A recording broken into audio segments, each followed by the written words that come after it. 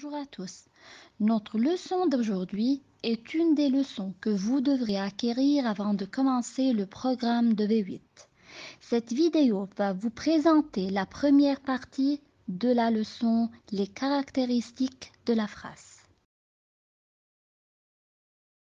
Vous savez très bien, mes élèves, que la phrase est un groupe de mots bien organisés autour d'un verbe conjugué. La phrase doit avoir un sens. Par exemple, les enfants jouent à la balle. Où se trouve le verbe conjugué dans cet exemple? C'est le verbe jouer au présent de l'indicatif. Les enfants, c'est le sujet du verbe. À la balle, c'est le complément d'objet indirect du verbe. Il ne faut pas oublier que la phrase commence toujours par une majuscule et se termine par une ponctuation forte.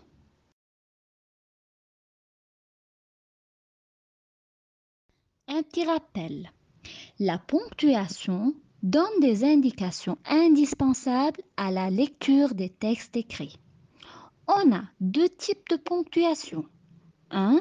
La ponctuation forte se trouve à la fin de la phrase et toujours suivie de majuscules. Ce sont le point d'interrogation, le point d'exclamation et les 3 points de suspension. Deuxièmement, la ponctuation faible. Elles se trouvent à l'intérieur des phrases et ne sont jamais suivies de majuscules. Ce sont la virgule, le point-virgule et les 2 points.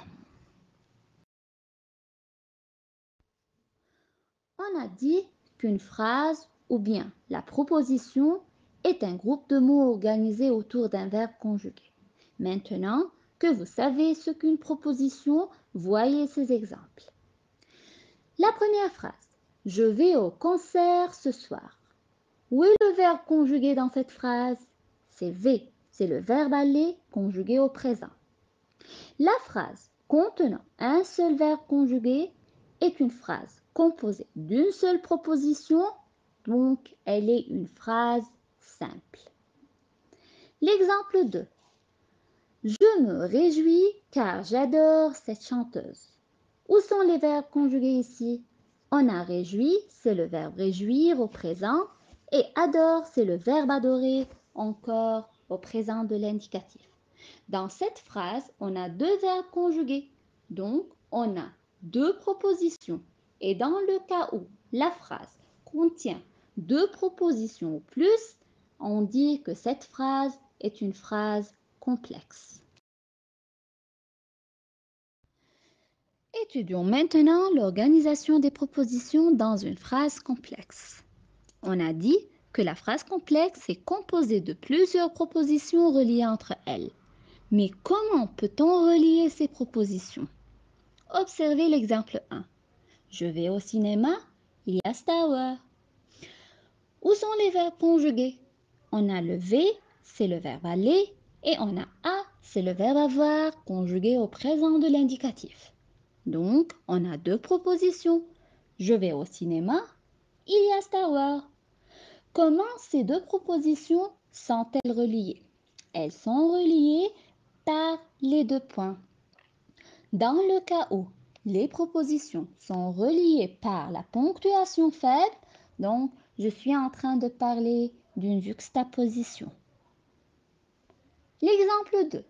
J'irai au cinéma et je mangerai au restaurant. Où sont les verbes conjugués? On a irai, c'est le verbe aller, et on a mangerai, c'est le verbe manger, conjugué au futur simple de l'indicatif. De même, on a deux propositions. J'irai au cinéma et je mangerai au restaurant.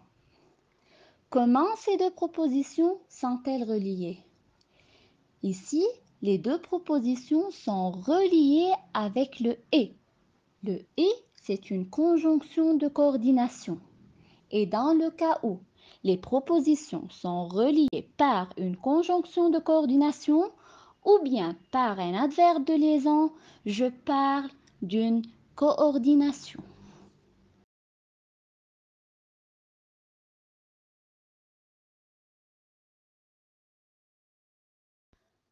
Autre que la juxtaposition et la coordination, on peut relier les propositions dans une phrase complexe par la subordination. La proposition est dite subordonnée si elle est introduite par un mot subordonnant. Découvrons maintenant les subordonnants. La première phrase. Je te parle des amis qui sont venus hier. Où sont les verbes conjugués? On a parle et sont. Le verbe parler et le verbe être conjugués au présent de l'indicatif. Donc, on a deux propositions. Je te parle des amis, c'est la proposition principale. Qui sont venus hier, c'est la proposition subordonnée. Comment ces deux propositions sont-elles reliées? Elles sont reliées par qui? Donc, vous savez très bien que qui, c'est un pronom relatif qui remplace son antécédent. Donc, on a découvert le premier subordonnant, c'est le pronom relatif. La deuxième phrase. Dis-moi si tu as des problèmes. Où sont les verbes conjugués? On a dit et on a a. Le verbe dire et le verbe avoir conjugués au présent de l'indicatif. De même, on a deux propositions. Dis-moi, c'est la proposition principale. Si tu as des problèmes, c'est la proposition subordonnée. Par quel mot les deux propositions sont-elles reliées? Ici, les deux propositions sont reliées par si. Si, c'est une conjonction de subordination. C'est le deuxième subordonnat. Autre que si, on a plusieurs conjonctions de subordination. Par exemple, que. Et dans ce cas-là, que n'est pas un pronom relatif, car dans cet exemple-là, que ne remplace pas un nom. On a encore quand, si, comme, sans que, parce que, dès que, après que et avant que. Mes élèves, il faut retenir les subordonnants pour savoir distinguer la proposition subordonnée. Cette partie est une partie très simple et vous la connaissez bien, mais on va faire un petit rappel. Vous savez, mes élèves, qu'il existe 4 types de phrases. On va commencer par la phrase déclarative.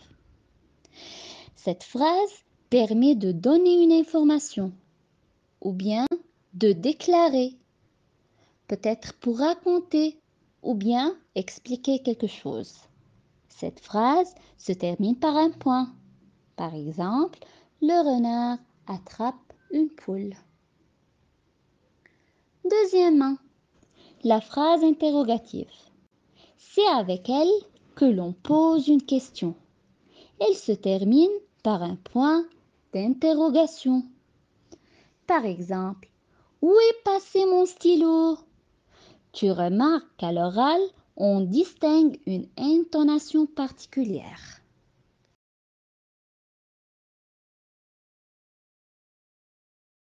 Arrivons à la phrase exclamative. Cette phrase sert à exprimer un sentiment vif, comme la colère, l'admiration, la peur et la joie. Elle sert encore à exprimer un étonnement. Elle se termine par un point d'exclamation. Par exemple, comme il fait froid. Là aussi, on remarque une intonation particulière. Et à la fin, la phrase impérative ou injonctive.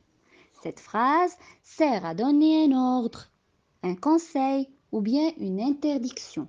Par exemple, écoute mes conseils. Dans cette phrase, le verbe est conjugué à l'impératif et parfois on utilise le point d'exclamation à la fin de la phrase.